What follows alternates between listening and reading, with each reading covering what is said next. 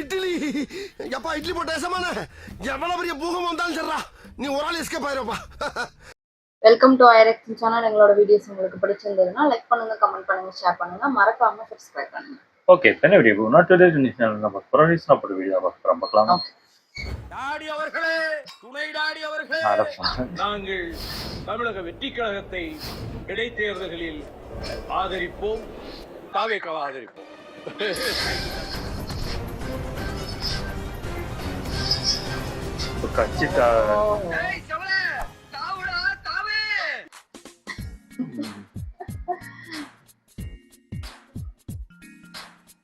ஒருமனதாக அனைவரும் திராவிட முன்னேற்ற கழகத்தின் தலைமையிலான கூட்டணியில் இருந்து விலகிக் கொள்வதென்று தீர்மானிக்கப்பட்டது.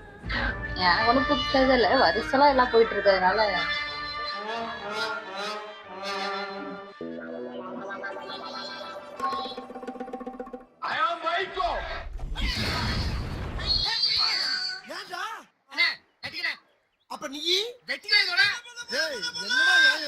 திமுக தலைமையிலான கூட்டணியில் இருந்து மதிமுக விலகுவது என தீர்மானம் நிறைவேற்றப்பட்டது. இதன் மூலமாக நீங்கள் தெரிந்து கொள்ள வேண்டியது என்ன? இந்த கீரி புள்ளை பாம்பை தான் கடிக்கும், பிள்ளையை கடிக்காது. Corruption is a root cause for all evils. இந்த ஆட்சியில கரப்ஷன் இல்லை, கமிஷன் இல்லை. இந்த ரெண்டு பாயிண்ட்லயே இந்த ஆட்சியை நாங்கள் ஆதரிக்கலாம். நாட்டுக்கு தேவை, அதனால் வந்திருக்கிறேன். வைகோ திமுக கூட்டணியில் இருந்து வெளியேறுவது முதல் முறையல்ல, ஏற்கனவே பலமுறை இதுபோல் நடந்துள்ளது. என்னங்க இந்த மாதிரி நிகழ்ச்சி இதுக்கு முன்னாடி நிறைய நடந்திருக்குது, ஆனா இதுதான் ஃபர்ஸ்ட் டைம். நாங்க பண்ணாத ஹை ஜம்பா, நாங்க பண்ணாத லாங் ஜம்பா, போய் ஹிஸ்டரி எடுத்து பாருங்க. எத்தனை தடவை இங்க இருந்து அங்க, இங்க இருந்து இங்க, இப்படி நல்லா நாங்க தாவி இருக்கோம். இது வந்து ஒரு பெரிய விஷயமே கிடையாது. குதிரை பேரம் யார் பண்றா? குதிரை பேரம் நடத்துகிற கட்சி எது? குதிரை பேரம் நடத்தித்தான் இப்ப ஒரு எம்எல்ஏ கொண்டு போயிருக்காங்களா அவங்க? அது குதிரை பேரமா ஒட்டக பேரமா? சொல்லுப்பா. குதிரை கட் பண்ணிட்டாங்க. அதுக்கு பதில் சொல்லுங்க. திமுக கேக்குறாரு அவரு. அவர் கேள்விக்கு பதில் சொல்லுங்க. இவங்களோட ஆளையே அவங்க கூட்டு போயிட்டாங்க.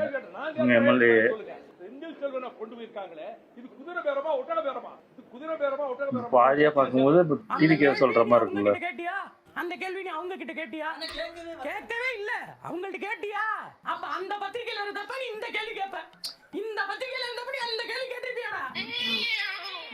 அது நீங்க திமுகவுக்கு வக்காலத்து வாங்கணுன்றதுக்காக கேட்கிற கேள்விக்கெல்லாம் நான் பதில் சொல்ல, நான் பதில் சொல்ல தயாராக இல்லை. ஆமா, நீ டென்ஷன் ஆகுது. இல்ல நான் பதில் சொல்ல வேண்டிய அவசியம் இல்லை. கரெக்டா சொல்றாரு. நான் பதில் சொல்ல அவங்களுக்கு வக்காலத்து வாங்கிட்டு தானே அவர் வந்து பேசுறாங்க.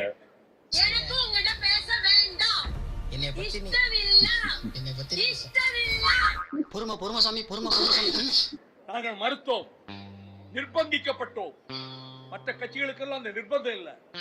எங்களை நாங்க வெளியேறினா எங்க மேல என்ன பழி வேணா போடலாம், அந்த நிலைமையில வச்சுக்கிட்டு எங்களை நிர்பந்திச்சாங்க. ஒரு சீட்டுன்னு சொல்லிட்டு அதுலயும் கூட சூரியன் தான் நிக்கணும்னு நிர்பந்திச்சாங்க. என்ன ஆரோக்கியமான அரசியல்?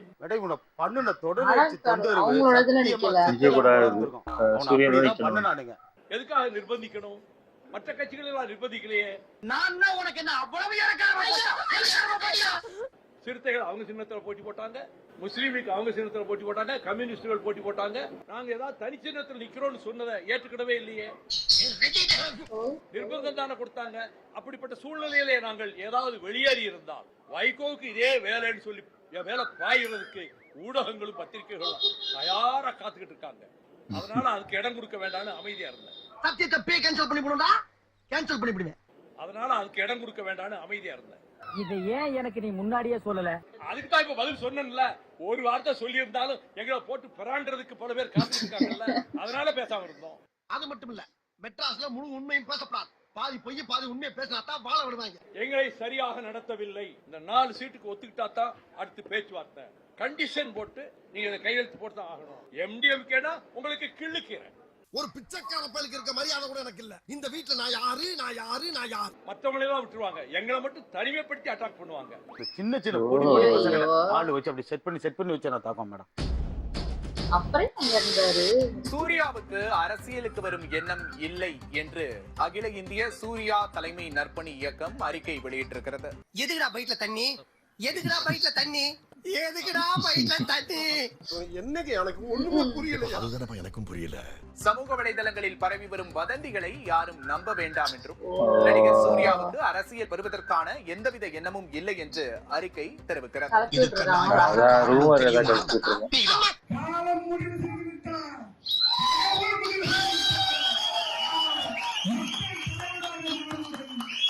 எல்லாருக்கும் ஆசை இருக்கும்ல அவங்க ஃபேன்ஸுக்கு.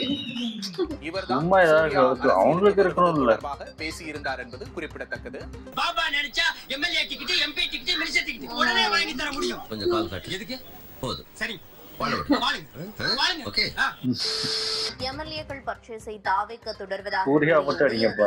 கட்சியின் ஏன் போது ஐடி டக்குன்னு கண்டனம் தெரிவித்திருக்கிறது. ரஜினி அடிச்சாங்களா? உனக்கு எனக்கு பெரிய சண்டை வரும்டா அப்புறம். ஐடிக்கும் உங்களுக்கும் சண்டையா? ஆட்சியில் இருக்கும்போது அதிமுக எம்எல்ஏக்களை திமுக விழுங்கியது என்று தாவேக்க தெரிவித்திருக்கிறது. காலங்கலிகாலமாய் போச்சு. நாங்க சொல்ல வேண்டியதெல்லாம் நீ சொல்லி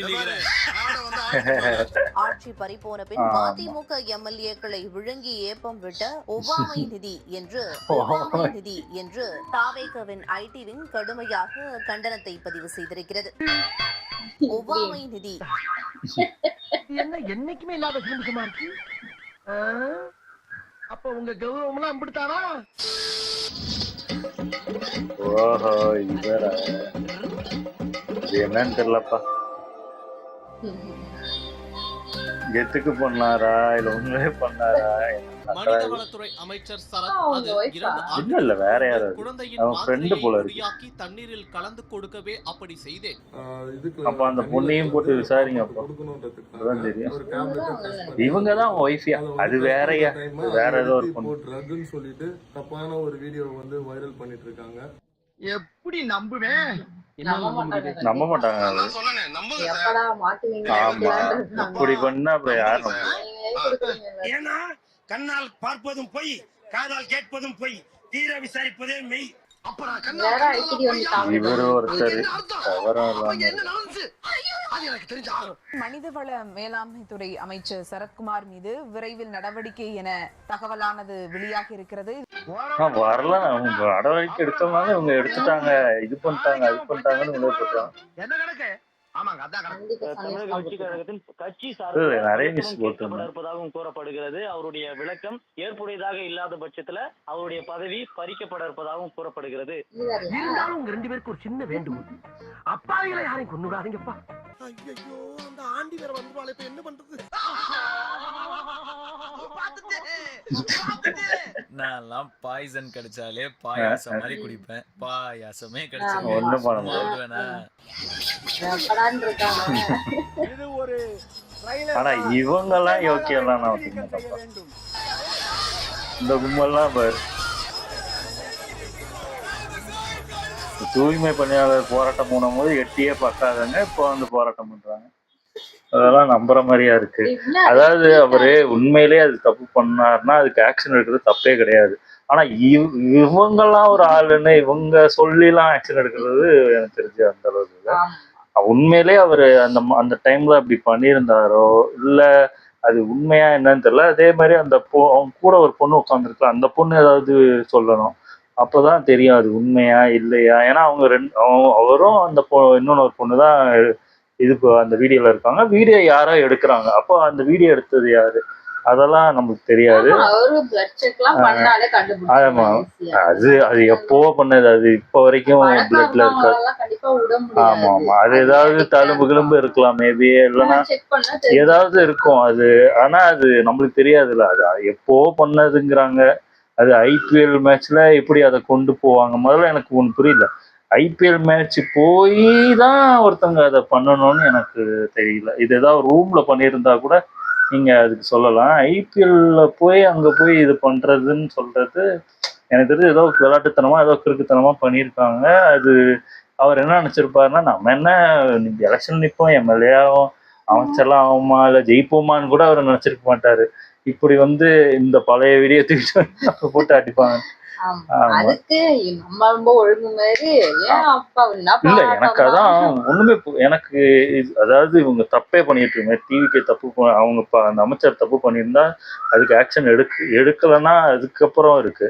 அது தப்பு பண்ணாங்களா இல்லையான ஒரு குழப்பத்தில் தான் இருக்கு. அதுக்குள்ளே இவங்க குதியும் குதிக்கிறது தான். ஏதோ இவங்க காலத்துலலாம் ஏதோ தப்பே பண்ணாதவங்க இவங்க அமைச்சர்கள்லாம் தப்பு, அதாவது ஒரு ஒரு பழக்கமும் இல்லாதவங்க மாதிரியும் அப்படி ப்ரொஜெக்ட் பண்ணிக்கிறாங்க. என்னன்னு இல்ல அது வைகோ வந்து அவர் முன்னாடில இருந்தே அப்படிதான். அது எல்லா கட்சிக்கும் அவரும் மாறி மாறி அதாவது அப்படி போயே அப்படி பழக்கமாயிட்டாரு. அதனால அவர் எங்க போனாலும் அது ஒண்ணும் பண்ண முடியாது. அதான் அது குதிரை அதுக்குதான் அவர் சொன்னாரு. இது கட் பண்ணிட்டாங்க சொல்லிட்டு இருந்தீங்க, அதை கட் பண்ணாங்கன்னு எனக்கு தெரியல. அது இப்போ டக்குன்னு இந்த வீடியோ புரியாதவங்க என்ன எப்படி நினைப்பாங்கன்னா இப்போ டிவிக்கே தான் திட்டுறாரு போல இருக்கு குதிரை பேரை. குதிரை பேரெல்லாம் இது கழுத பேரன்னு சொன்னோன்னே டிவிக்கே தான் சொல்றாங்கன்னு நினைச்சு புரிஞ்சுப்பாங்க. ஆக்சுவலா இவங்களோட எம்எல்ஏ ஜெயிச்ச எம்எல்ஏ வந்து அங்க திமுக உள்ள ஓடிட்டாங்க. இவர் இங்க இல்லாம அந்த கட்சிக்கு தாவிட்டாரு. அதுக்குதான் அவரு சொல்லி திட்டுறாரு. அது தெரியாம நிறைய பேர் கமெண்ட் போடுவாங்கன்னு நினைக்கிறேன். அதுக்குதான் சொல்றேன். எனக்கு தெரிஞ்சு அவர் வைகோவும் அந்த நிலைமைக்கு கொண்டு போயிட்டாங்க. ஏன்னா நம்மளே பரிதாபங்கள்லாம் அந்த ஓட்டுநர்லாம் பார்த்துருக்கோம்ல, அப்படி இருந்தாரு. அதனால இப்போ அது ஒன்றும் பண்ண முடியாது. அது நல்லா இருந்துச்சு ஆனா வீடியோ. ஓகே, வீடியோஸ் உங்களுக்கு பிடிச்சிருந்தா லைக் பண்ணுங்க, ஷேர் பண்ணுங்க, கமெண்ட் பண்ணுங்க, மறக்காம சப்ஸ்கிரைப் பண்ணுங்க. நல்லா இருக்கும்.